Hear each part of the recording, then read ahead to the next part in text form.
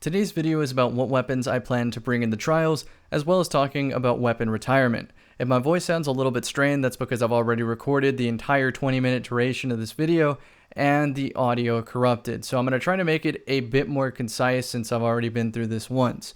First and foremost, I'm not talking about armor because I don't even know what character I'm playing. It's probably going to be Warlock, but you never know for sure. All I know are these stat splits are beautiful. So jumping into it, let's talk about the weapons, starting with the sniper rifle. This is the Revoker. It's an aggressive frame, so it does more damage, meaning it will always kill supers, and it does a lot of damage to the body, which is super useful because I'm cleaning it up with an explosive 140 hand cannon, which means the explosive payload does more damage than something like Sunshot. And that means that if I body shot him with Revoker and shoot him in the face across the map, it'll probably be a kill. And if it's not, my teammates can think about doing damage or breathe on the enemy, and they'll probably get the cleanup. It also has quick draw, so if I do body shot him with Revoker, I can switch to the Kindled Orchid even faster. The Revoker, of course, has the perk called Reversal of Fortune. By the way, you get this gun from the comp playlist. Missing a shot returns the bullet to the magazine after a short duration. You may think this is only a perk for noobs who aren't good at sniping. I would argue that that's not the case. The fact that you don't have to worry about the ammo economy means that you do not have to hesitate whatsoever. Your reaction speed is the fastest it can possibly be with Revoker because you don't have to confirm that someone's actually there before you take the shot. I could be in a Kindled Orchid primary fight, be one shot in, realizing that I'm not going to win the fight, and slide away into cover, and as I do that, pull out Revoker and just take a pot shot, and if I get the kill, that's a huge plus for my team. And if I miss, who cares? I'm in cover and I get the bullet back anyway. You could not have that kind of confidence with any other sniper rifle. But let's say I don't want to snipe. Let's say I want the shotgun. Well, then I'm using the old fashioned, which has quick draw and kill clips so I can better manage a team after a cleanup. And also the retold tail. This is a precision shotty. This may sound a little weird because we dealt with the Mindbenders being the best shotgun for an entire season. The reason for that might actually be what Bungie is fixing, the cone angle on shotguns. I suspect that maybe because precisions have inherently higher range, that the magnetism was somehow pulling the shot either on or off and leading to some sense of inconsistency. If the cone angle changes whenever the new patches are actually in the game, precision might be the way to go. I cannot confirm whether rifled or full choke will be the call, but I'll test that on day one. I have both on the gun. Very blessed here. But I also have accurized rounds and a range masterwork and slide shot to boost the range, quick draw to switch from the hand cannon to the shotgun even faster. Before you say, hey Cammy, range isn't important on a shotgun, I strongly disagree. My goal isn't to one-shot kill. The range on a shotgun will not affect the one-hit kill distance, but it will affect how much damage you do at a distance.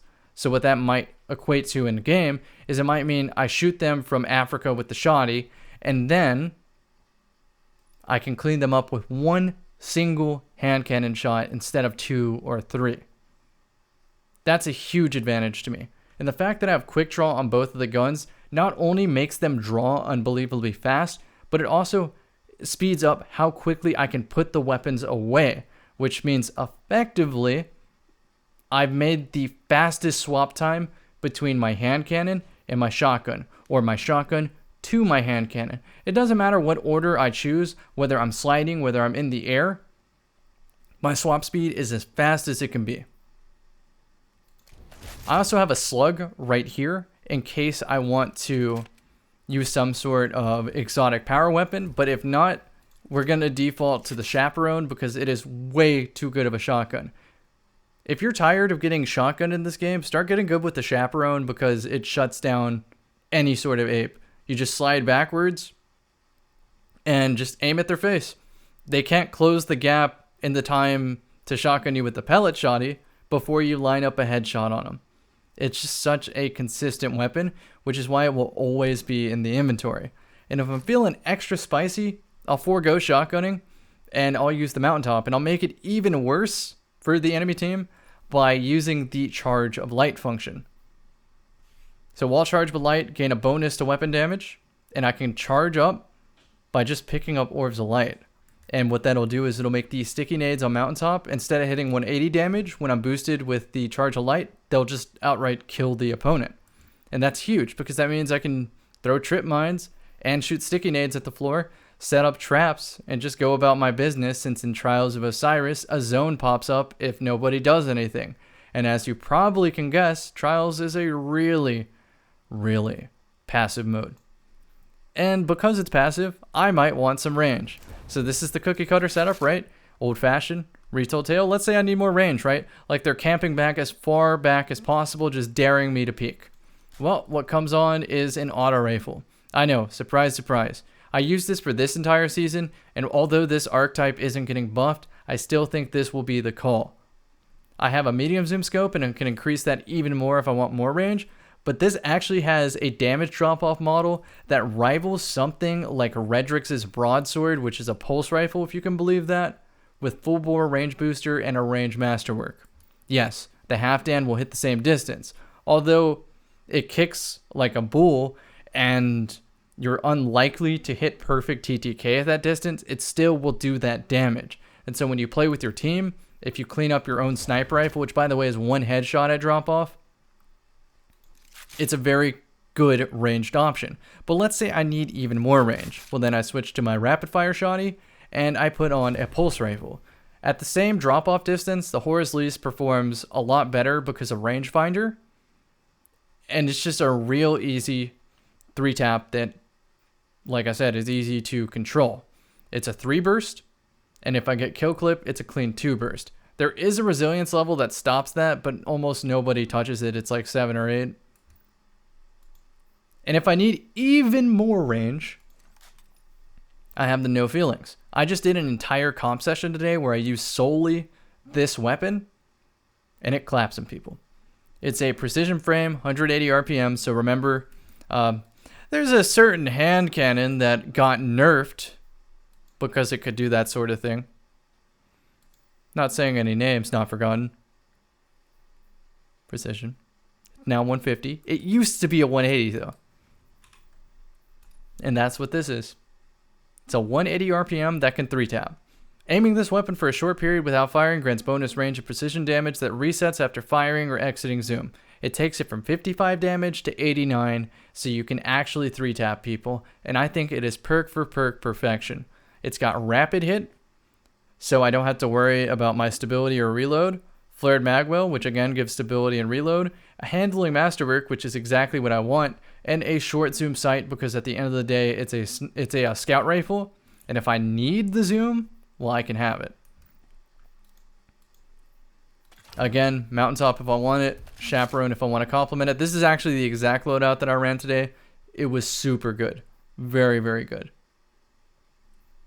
We have the classic Revoker, Fighting Lion, and then a quick draw machine gun with Icarus so that I can have some sort of primary action, grenade launcher action, and sniper rifle action if I pull power ammo. So what could realistically happen is I could be playing trials like this and then see, oh, special need. There we go. Revoker, Fighting Lion, Hammerhead. Everything I have in the power slot is for special situations. The sword's just going to be probably my default weapon just because everyone's going to third person peek and it's going to be super annoying. But everything serves its purpose. Wardcliff Coil and Tractor Cannon are anti-supers. Black Talon is a projectile sword, so I can third person peek and shoot projectiles. And Whisper the Worm is special so that if I charge a light or use an Empowering Rift, I can always body shot, which means I can shoot through little cracks in maps and geometry and whatnot. Shoot someone in the leg across the map through a small crack to get the man advantage is kind of crazy. And then if I play people who really, really, really like to camp, then Colony is the perfect anti-camper solution because at the end of the day, they have to shoot the spiders off the floor or jump. And when that happens, hopefully your team is pushing. If I ever play a close quarters map like Endless Vale or something like that, then I want to use the Dead Man Walking. Again, similar theme here, quick draw kill clip, as much range as possible, and if I need more stability, I can get that, but I don't think it's necessary. Even across Widow's Court, I still feel like I can hit all body shots. You may think Osiris rapid fire sidearm is puny. I think it's super consistent. It doesn't have flashy anything, but it does almost every job the second or third best. So overall, it's just a great all-around choice. I still think if you can't get this specific role, go for a Drang. And if you can't get a Drang, go for an Anonymous Autumn.